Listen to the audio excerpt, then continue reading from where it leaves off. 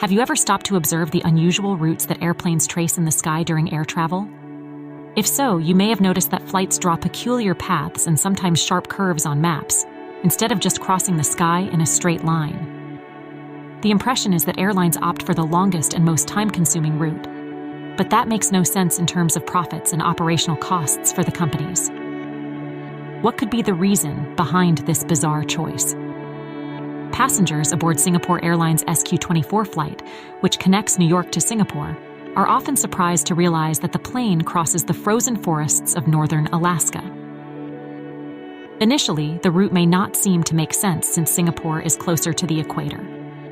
If we were to draw a straight line between the two destinations, this route would cross the Pacific Ocean, passing north of Hawaii, and then reach the American continent through Los Angeles before reaching the city of New York. The strange thing is that this is not the route chosen by the airline. To the surprise of many, the route opts for a northeast direction, passing east of Japan, crossing the Aleutian Islands, Alaska, Canada, until landing in the city of New York, forming a significant curvature in terrestrial airspace. The scenario becomes even more unique and impressive when we discover that the Singapore to New York flight holds the title for the world's longest non-stop route in terms of distance. The flight, launched in November 2020 by Singapore Airlines, connects Changi Airport in Singapore to John F. Kennedy International Airport in New York, covering a distance of approximately 9,827 miles, or 15,332 kilometers, with an average flight time of 18 hours and 50 minutes. This long and tiresome journey traces a curve on the map that captures the attention of common sense. Wouldn't it be easier and faster if the airplane just followed a straight line? This route proves that the most direct path is not always the quickest. The confusion arises because we are accustomed to seeing the world in two dimensions, while airplanes seek the shortest route in a three-dimensional space. When we look at a flat map, such as the Mercator projection, which is one of the most widely used cartographic projections to this day, we observe that the shortest distance between 2 points is indeed a straight line. The Mercator projection was created in 1569 by the geographer Gerhard Kremer, better known as Gerhard Mercator. His groundbreaking work, the first to encompass all continents after the European maritime expansion, preserves the angles of each territory and is still used today for maritime navigation. However, it distorts the areas, making countries near the poles appear larger than they really are.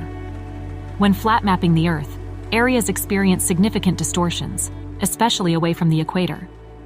To give you an idea, on the Mercator map, Greenland seems to be twice the size of Brazil, when in reality, the Danish island has an area of 2.1 million square kilometers, while the South American country has 8.5 million square kilometers.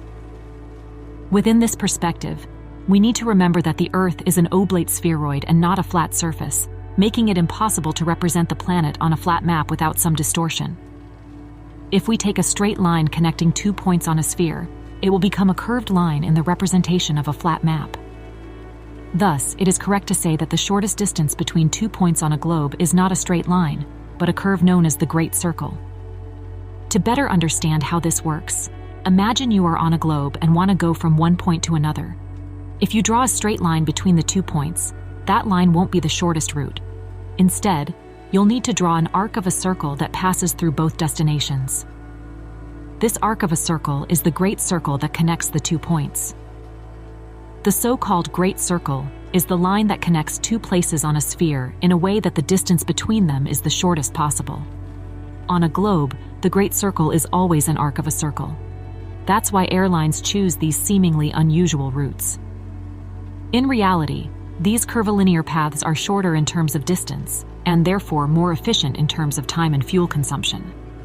The airplane gains more efficiency by following the curvature of the planet, thus reducing the total distance traveled. This principle is especially valid for transoceanic flights, such as the Pacific Ocean between Singapore and New York, considering that the Pacific is the largest and deepest ocean in the world. Note that the circumference of the planet is smaller at higher latitudes. Therefore, the closer you are to the North and South poles, the smaller the circumference. To better visualize this idea in practice, you can conduct a simple experiment at home. Take a globe and mark 2 distant points on the map, such as New York and Singapore. Then, Stretch a string between these two destinations, keeping the string close to the surface of the sphere. You will observe that the string forms a curve, similar to a great circle, representing the shortest distance between the two destinations. The concept of the Great Circle or geodesic route is fundamental in the navigation and aviation sectors to determine the most efficient trajectories when crossing the Earth's globe.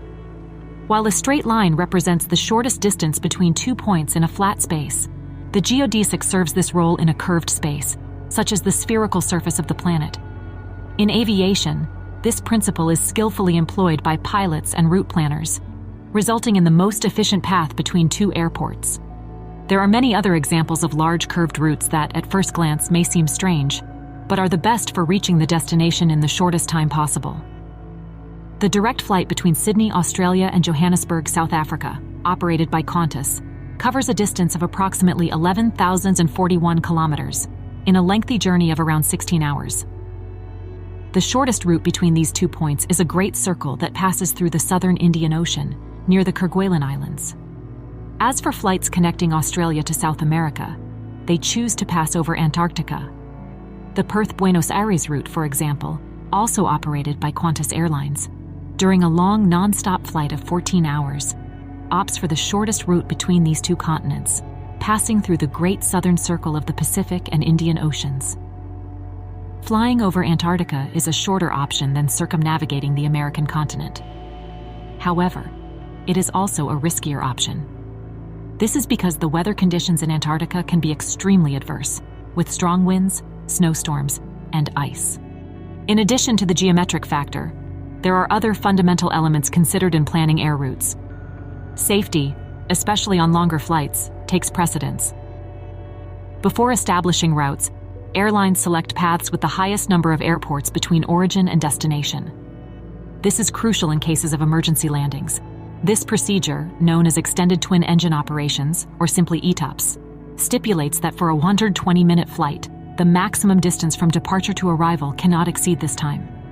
Now imagine the risk of an emergency in the middle of the Pacific Ocean, isolated and far from everything. It would be a disaster. Moreover, other factors such as weather conditions, airspace regulations, pressure, and wind currents contribute to the sum of indispensable conditions that must be considered before establishing the best trajectory. In 2016, Air India adjusted the frequency of the New Delhi to San Francisco route, which passed over the North Pole, increasing the distance by over 1,000 kilometers, crossing the northern Pacific. However, by doing so, the airline saved 2 hours and 15 minutes of flight time. How did they achieve this? The magic in this case is known as the power of jet streams. In addition to the curvature of the Earth, jet streams are among the main factors explaining why aircraft may not follow what appears to be a completely direct route. Jet streams sometimes feature favorable winds exceeding 200 miles per hour, allowing an aircraft to reach its destination more easily and swiftly.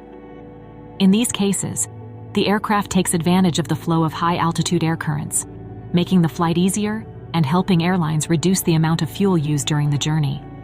Therefore, despite the considerable increase in the distance traveled, the new route manages to shorten the total travel time by 1 to 3 hours.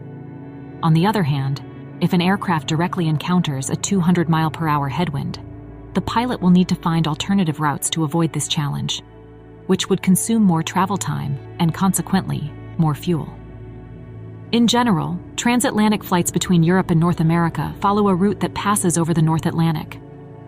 This is due to the Great Circle, which connects these two continents through this region. In turn, trans-Pacific flights between North America and Asia predominantly pass over the North Pacific, as the Great Circle connecting these two regions traverses this locality. In long-distance international flights, such as those connecting New York to Singapore and Perth to Buenos Aires, the geodesic route uses paths that fly over the North and South Poles, respectively. On the flip side, short-distance domestic flights follow a different logic, sometimes tracing a slightly straighter route, even if it means covering a greater distance. This is because these routes are considered more practical and safe, given the busy and daily traffic of aircraft within the same airspace. Now that you know how airlines determine flight routes, I'm sure you'll pay more attention to the paths of your future travels. Are you tired already? This video is about to land. Thank you for choosing our channel and flying with us on another incredible journey along the geodesic routes. We hope you've had a pleasant experience full of content and learning. Remember that Earth echoes, always seeking new knowledge. If you enjoyed this content, write safe travels in the comments. And don't forget to subscribe to our channel so you won't miss the upcoming flights. See you there.